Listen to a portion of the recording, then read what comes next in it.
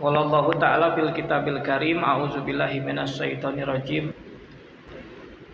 Ya ayuhan nasu ittaqu rabbakum wakhshaw yawman la yaji walidun aw waladihi wala mauludun huwa jazin aw walidihi syai'a. Inna wa'dallahi haqq fala taghurrannakumul hayatud dunya wala yaghurrannakum billahil ghurur. Shadaqallahul adzim. Hadirin jamaah rahimakumullah, pada kesempatan kali ini izinkan saya untuk menyampaikan satu ayat di dalam Al-Qur'an dalam rangka meningkatkan iman dan takwa kita, juga sekaligus meluruskan iman dan takwa kita, dan juga memperkuat iman dan takwa kita, tentunya dengan memahami ayat-ayat Allah. Hadirin rahimakumullah, di dalam surah Luqman ayat 33 ditegaskan, kalimatnya cukup panjang. A'udzubillahi minasyaitonir rajim. Ya ayyuhan nasu ittaqu rabbakum. Itu yang pertama. Ittaqu rabbakum, wahai manusia, bertakwalah kepada Tuhanmu. Jadi ini seruan dari Sang Pencipta agar bertakwa. Kita diminta untuk takwa, tunduk patuh kepada Allah, kepada Tuhan Sang Pencipta. Kemudian wahsyau yaumal la yaji walidun aw waladihi wala mauludun huwa jazin aw walidihi syai'ah. Dan takutlah akan adanya satu hari di mana di hari itu orang tua tidak bisa menyelamatkan anaknya. Begitu juga anak tidak bisa menyelamatkan orang tua sedikit pun. Jadi ada satu hari, di hari itu nanti kata Allah, orang tua tidak bisa menyelamatkan anak, anak pun tidak bisa menyelamatkan orang tua. Ini harap kita camkan, harap kita perhatikan, jangan sampai kita gagal paham sehingga nanti kita jadi ketakwaan kita jadi bermasalah. Kapan yang dimaksud? Pada hari nanti ketika manusia dibangkitkan dan menerima keputusan Allah. Apabila keputusan Allah sudah dijatuhkan, jika keputusan itu adalah keputusan azab, itu yang dimaksud, maka orang tua tidak bisa menyelamatkan anak. Barangkali orang tua minta kepada Allah, ya Allah, tolong selamatkan anakku, jangan dimasukkan kepada sanksi hukum neraka. Berarti bisa enggak? Berdasarkan ayat ini tidak bisa. Begitu juga seorang anak tidak akan bisa menyelamatkan orang tua. Misalkan nanti ketika di akhirat anak itu berteriak kepada Allah, ya Allah, tolong selamatkan orang tuaku dari keputusanmu, keputusan azab neraka. Bisa enggak? Berdasarkan ayat ini maka tidak bisa. Al-Quran ini diragukan enggak? Tidak bisa diragukan kebenarannya. Artinya Allah Subhanahu wa ta'ala akan memberikan keputusan nanti secara adil dan tidak menzolimi siapapun. Keputusan Allah itu keputusan yang tepat sesuai dengan amal perbuatan manusia ketika di dunia. Jadi tentunya keputusan Allah sudah tepat, sudah benar, karena Allah itu mengetahui segalanya, menilai segalanya. Beda kalau manusia, terbatas. Kita tidak punya kemampuan untuk menilai secara akurat baik buruknya seseorang. Kita hanya bisa menilai diri kita sendiri, kan begitu. Nah, maka Allah Subhanahu wa ta'ala perhitungannya, penilaiannya atau hisabnya itulah hisab yang sangat akurat dan tidak akan salah. Kan begitu jadi. Nah, berdasarkan ayat ini maka Nabi Shallallahu Alaihi Wasallam dalam satu peristiwa ketika beliau memulai dakwah secara terbuka kepada kaumnya, yaitu kaum Quraisy, setelah ada perintah dari Allah, anzir ashiratakal aqrabin, wahai Muhammad Rasulullah, maka sampaikanlah peringatan kepada kerabat-kerabat terdekatmu. Nabi mengundang kerabatnya dari kaum Quraisy. Di situ ada keluarganya, ada pamannya, ada bibinya, ada tokoh-tokoh masyarakat Quraisy, termasuk ada anaknya. Maka apa yang disampaikan oleh Nabi ketika itu? Menyampaikan, wahai kaum Quraisy, wahai Bani Hasim, wahai Bani Abdul Muttalib, dan yang lainnya disebutkan, wahai Abbas paman Muhammad, wahai Sofiyah bibi Muhammad, wahai Fatimah anak Muhammad. Apa katanya? Selamatkanlah diri kalian dari sanksi hukum neraka, karena aku tidak bisa menyelamatkan kalian sedikit pun dari keputusan Allah. Apabila Allah sudah memberikan keputusan, maka aku sama sekali, kata Nabi, tidak akan bisa menyelamatkan kalian sedikit pun. Ini dalam satu riwayat ketika Nabi Muhammad berpidato di Bukit Sofa. Pidato pertama Nabi menyampaikan peringatan Allah kepada kaumnya, khusus kepada anaknya yaitu Fatimah. Wahai Fatimah, silahkan kamu minta apapun dariku, dari hartaku, maka akan aku berikan kepadamu. Tapi aku tidak bisa menyelamatkan kamu dari sanksi hukum neraka. Apabila kamu berlaku zalim, tidak bertakwa kepada Allah, kemudian Allah memutuskan kamu mendapatkan keputusan azab, aku tidak bisa menyelamatkan sedikit. Jadi Nabi Muhammad pun tidak bisa menyelamatkan anak-anaknya. Nabi tentunya berbicara berdasarkan kepada Al-Quran, berdasarkan kepada wahyu, sebagaimana yang tadi disebutkan dalam surat Luqman ayat 33, bahwa orang tua tidak bisa menyelamatkan anak, dan anak pun tidak akan bisa menyelamatkan orang tua. Sehingga benar-benar ini hanya harus mengandalkan kepada keimanan dan ketakwaan diri kita kepada Allah Subhanahu wa taala. Kemudian ayatnya bersambung. Ayatnya, inna wa'dallahi haq. Sesungguhnya janji Allah itu benar adanya. Jadi ini perlu kita camkan bahwa janji Allah itu benar. Apa janji Allah?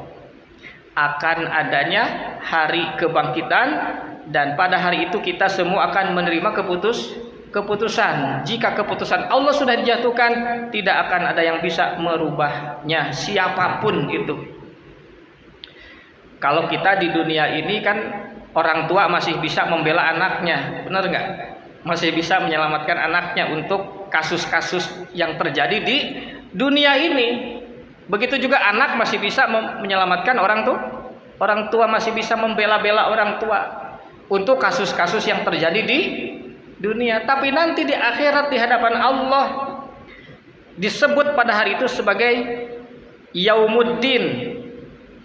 Yaumuddin itu apa? Para ulama mengartikan hari pembalasan, tapi secara arti kata bisa berarti hari penertiban. Di mana pada saat itu, tahu nggak yang dimaksud dengan Yaumuddin? Al-Quran memberikan penerangan, wa ma adroka ma yaumuddin, yauma la tamliku nafsun li nafsin say'an wal amru yauma idzin lillah.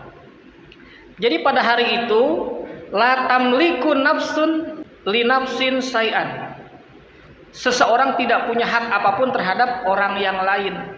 Dan pada hari itu keputusan mutlak di tangan Allah. Bisa dipahami nggak? Jadi pada hari itulah tamlikun nafsun li nafsin syai'an. Seseorang manusia tidak punya hak kewenangan apapun terhadap orang yang lain. Nah, ketika di dunia ini masih berlaku. Orang tua masih punya wewenang terhadap anaknya. Pimpinan masih punya wewenang terhadap bawahannya. Iya kan? Begitu. Pejabat masih punya wewenang terhadap bawahannya. Nah, pada saat nanti itu sudah tidak berlaku lagi. Allah lah yang menjadi penentu keputusan. Nah, kemudian dijelaskan lagi masih pada ayat ini. Fala tagurannakumul hayatud dunya. Maka janganlah kalian ini terpedaya, tertipu oleh kehidupan dunia. Ini pesannya. Jangan sampai kita tertipu oleh kehidupan dunia. Jadi kehidupan dunia bisa menipu. Apa arti menipu?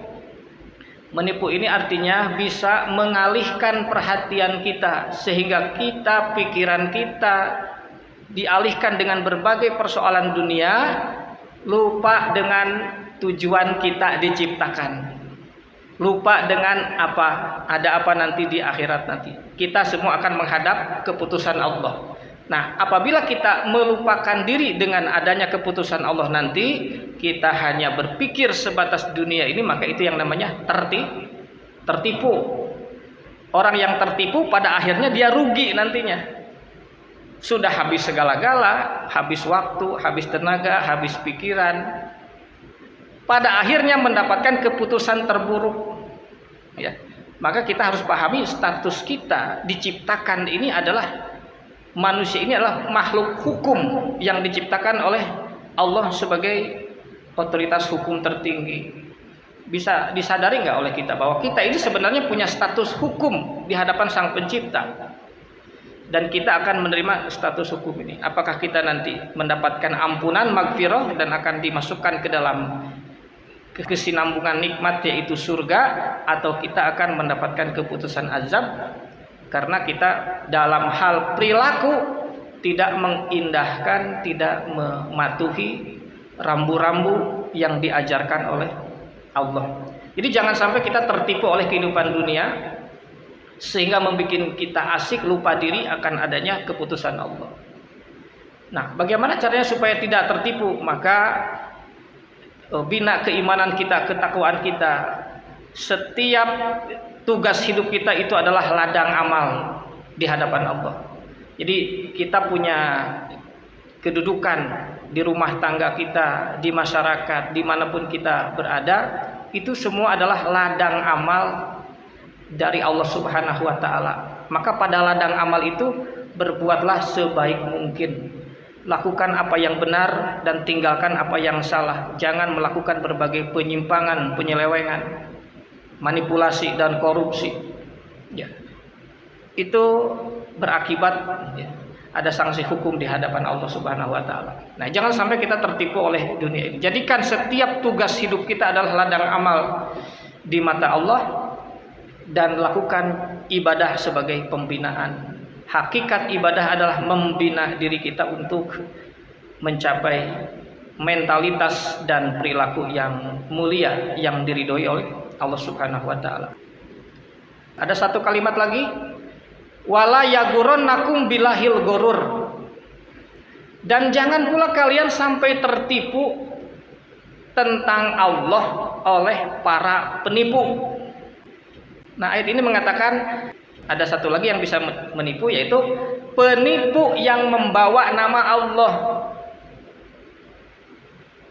Bisa juga nanti kita tertipu di dalam lingkungan keagamaan. Karena di sini penipunya bawa-bawa Allah, Pak. La yaghurrannakum bilahil ghurur. Janganlah sampai kalian tertipu oleh para penipu billah, dengan membawa Allah. Ada enggak penipu menggunakan agama? Banyak. Ya. Kalau tidak ada berarti Al-Quran salah ini. Al-Quran benar. Ini ada penipu-penipu nanti melakukan manipulasi dengan membawa-bawa agama, dalil-dalil, membawa Tuhan. Ya. Sehingga akhirnya sebenarnya menyesatkan. Gitu. Bukan untuk membangun mentalitas dan perilaku yang mulia, tapi untuk mengarahkan, menyimpangkan ke arah yang lain-lain gitu. Itu jadi hati-hati, ada dua penipu di dunia ini. Dunia itu sendiri bisa menipu, dan ada juga nanti para penipu yang atau oknum-oknum penipu yang membawa-bawa nama Allah. Sehingga agar kita bisa terhindar dari penipuan ini, ya rugi Pak kalau kita tertipu oleh penipu dengan membawa nama Allah. Mohon maaf saya sebut di sini. Jadi ada nanti penipu di masa lalu yang sudah tidak terasa menyusup ke dalam keterangan-keterangan agama, dan itu kita imani. Misalkan ada orang yang mengatakan, ya, mudah-mudahan kita nanti diselamatkan di akhirat oleh anak kita. Ada enggak keterangan seperti itu? Ya kita mah nggak usah takwa amat. Kita mah gak usah soleh, toh nanti anak kita bisa menyelamatkan. Yang penting anak kita dibikin jadi anak soleh, toh kita nanti selamat. Ayat ada bertentangan gak dengan surat ini? Bertentangan, maka hati-hati di sini. Sehingga rugi juga nanti hasilnya nanti di akhirat itu. Hadirin rahimakumullah, maka satu ayat ini alhamdulillah bisa saya sampaikan. Hadirin yang hadir di sini menjadi saksi bahwa saya sudah menyampaikan satu ayat ini, maka nanti di hadapan Allah saya sudah lepas dari pertanggungjawaban tentang apakah sudah disampaikan enggak pesan ini dari Allah, dari kitab suci ini, maka sudah saya sampaikan. Sehingga jangan sampai kita ini gagal paham, jangan sampai kita ini tersesat, dan jangan sampai kita ini menyimpang dari jalan yang dikehendaki oleh Allah Subhanahu wa taala. Jadi kesimpulannya, mari kita luruskan diri kita, luruskan pemikiran kita untuk mengikuti petunjuk Allah, mentadaburi ayat-ayat Allah, supaya pemikiran kita, perilaku kita benar-benar berada di jalan yang lurus. Hadirin jamaah rahimakumullah, itulah barangkali sebagai pelengkap, ya, melengkapi dari wasiat takwa. Ternyata ada hal-hal yang penting untuk kita ketahui agar kita benar-benar selamat dunia dan akhirat. Amin ya Allah ya Rabbal alamin. Demikianlah yang bisa saya sampaikan. Yang benar itu dari ayat-ayat Allah, dan yang keliru tentunya itu dari diri saya sendiri. Wabillahi taufik wal hidayah. Assalamualaikum warahmatullahi wabarakatuh. Waalaikumsalam.